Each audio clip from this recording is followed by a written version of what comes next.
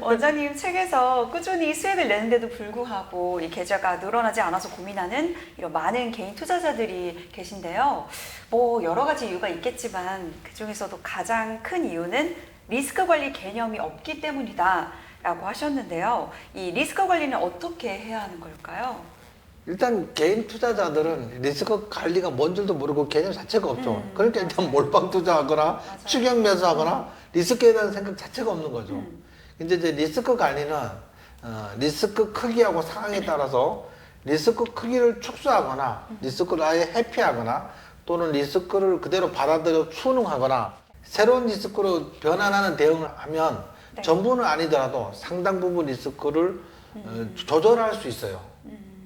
리스크 크기를 축소하거나 뭐 회피하거나 순응 또는 변환한다 이렇게 말씀을 하셨는데요. 전 좀 추상적으로 들리거든요, 원장님. 좀 더 자세하게 설명을 해주실 수 있을까요? 예, 이걸 좀 더 쉽게 설명하자면 주식 투자에서 리스크 관리는 첫 번째 매 종목 동일한 금액을 매수해서 비중을 준수해서 리스크 자체 크기를 줄이는 방법. 아무래도 여러 개 분산 투자를 하면 네. 리스크 크기가 줄어들겠죠. 위험이 낮아지겠죠. 그 다음에 매수한 주식이 예상과 다르게 움직일 때 사전에 정한 손절가 이탈 시 전부 또는 일부를 손절하는 방법, 매도하는 방법. 이게 이제 리스크를 피하는 회피 방법이 되겠죠. 네, 네. 세 번째는 이제 1차로 소량 매수하고 나서 주가가 추락 하락시마다 추락할 걸 아예 염두에 두고 추가로 매수하는 방법이 있어요. 이게 제시 리버모어가 개발한 방법인데 처음에 주식을 조금 사요. 네. 그 다음에 하락하면 거기다가 배수를 또 사. 또 하락하면 또 배수를 또 사. 그러면 손실률은 거의 일정한데 물량은 점점 늘어나고 그러니까 그 주가는 점점 빠져도 일정 수준 빠지면 반등할 거잖아요.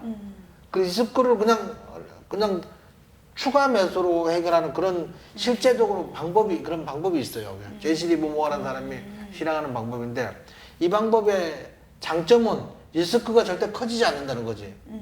왜 한 주 샀다가 두 주 샀다가 네 주 샀다가 여덟 주 샀다 이렇게 하는 거니까 단점은 뭐냐면 처음에 조금 사야 된다는 거예요. 그러니까 처음에 조금 샀는데 올라가면 네. 수익이 크지 않다는 거지. 뭐 그런 단점이 있긴 합니다. 예. 네. 매 종목 동일한 금액으로 매수를 하는 비중을 준수한다거나 주가가 예상과 다르게 움직이면 전부 또는 일부를 매도해서 리스크를 회피한다거나 네. 아니면 이제 분할 매수로 리스크를 이용하는 방법 그리고 채권이나 달러 등 이 대안 투자를 통해서 리스크를 변환하는 방법으로 리스크를 관리한다는 네, 말씀이시죠? 그렇죠. 네. 원장님께서 예를 들어 설명을 해주시니까 조금 이해가 되네요.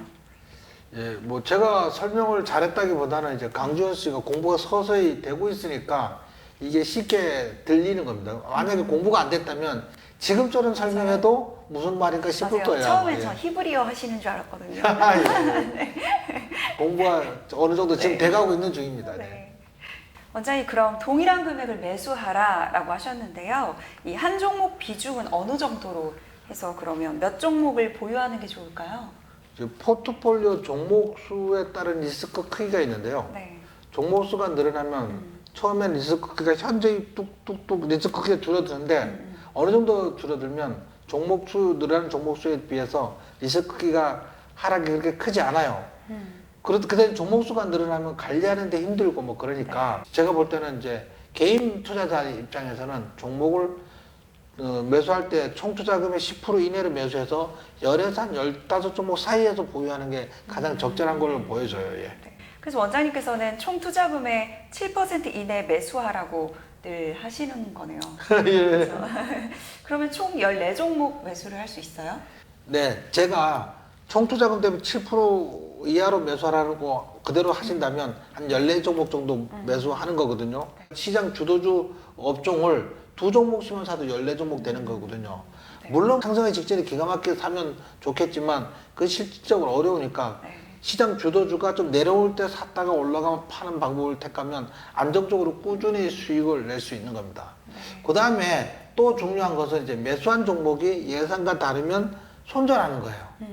매수한 종목이 예상과 달리 움직이는데도 불구하고 손절하기 싫어서 계속 가지고 있으면 계좌가 망가지기 쉬워요. 하지만 반대로 예상과 다를 경우 손절을 계속해. 예, 역설적으로 손절을 잘하면 계좌가 늘어난다는 말인데요. 여기서 이제 제가 좀 한 가지 예를 들어 볼게요. 네. 5종목을 매수해서 한 종목은 30% 수익, 한 종목은 20% 수익, 한 종목은 10% 수익, 한 종목은 5% 수익 나고 한 종목은 마이너스 10%라고 가정할게요. 그럼 그대로 다 팔면 수익이잖아요. 근데 우리는 수익난 종목은 팔고 손실난 종목에다가 수익난 종목에 익절한 걸로 좀 추가 매수를 그렇죠. 해요. 네. 그러고 놔두고 이제 물린 종목 놔두고 나머지 익절한 종목으로 또 5종목을 사서 또 30%, 20%, 10%, 5% 수익 나고 5%또 10% 물렸다면 또 물린 종목은 놔두고 수익난 종목만 파는 그런 경향이 있는데 이 정도 수익을 주식을 굉장히 잘하는 거잖아요. 네. 그런데 이 물린 종목을 3번만 손절하지 않고 갖고 있으면 내 총 투자금의 절반이 물려 있는 거야. 네. 그러면 나머지 절반 갖고 수익을 아무리 잘 내도 계좌가 늘어나질 않아요.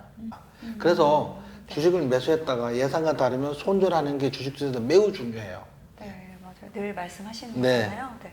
매수를 해서 손절을 하면 계좌가 늘어난다. 역설적이지만 굉장히 중요한 인사이트 같은데요. 네. 이 명심을 꼭 해서 이 손절한 연습을 해야겠습니다. 네. 원장님, 그런데 손절은 늘 어려워요. 손절을 잘하는 방법이 있을까요? 사람은 심리적으로 손절을 네. 싫어한다고 합니다. 네. 그러니까 손절이 어렵겠죠. 네. 근데 이걸 극복하려면 훈련을 하는 수밖에 없어요. 훈련하는 방법은 가장 좋은 방법은 처음에 소액으로 사서 따라해 보는 거예요.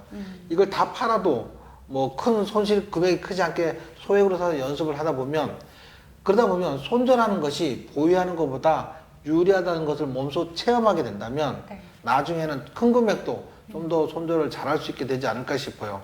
강주현 씨는 이제 공부를 충분하시고 훈련하셔서 잘할 수 있지 않을까요? 좀 마음가짐이 달라진 것 같아요. 네. 아직 뭐 제가 수익을 받거나 막 크게 손실을 본 게 없어서 그런지 좀 마음이 좀 뭐랄까 크게 흔들리지 않는 것 같아요. 네. 원장님이 교육을 해주셔가지고.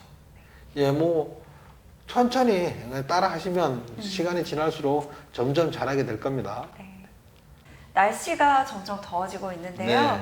주식시장도 따뜻해졌으면 좋겠습니다. 시청자 여러분들 성공 투자를 기원합니다. 맞아요. 여러분들 성공 투자를 기원합니다. 네. 수고하셨습니다.